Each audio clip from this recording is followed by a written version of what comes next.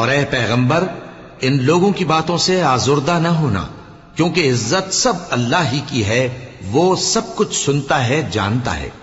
سن رکھو کہ جو مخلوق آسمانوں میں ہے اور جو زمین میں ہے سب اللہ ہی کے بندے ہیں، اور یہ جو اللہ کے سوا اپنے بنائے ہوئے شریکوں کو پکارتے ہیں وہ کسی اور چیز کے پیچھے نہیں چلتے، صرف گمان کے پیچھے چلتے ہیں اور محض اٹکلیں دوڑا رہے ہیں۔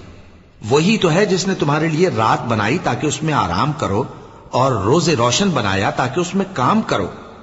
جو لوگ قوت سماعت رکھتے ہیں ان کے لیے اس میں نشانیاں ہیں۔ بعض لوگ کہتے ہیں کہ اللہ نے بیٹا بنا لیا ہے، اس کی ذات اولاد سے پاک ہے، وہ تو بے نیاز ہے، جو کچھ آسمانوں میں اور جو کچھ زمین میں ہے سب اسی کا ہے۔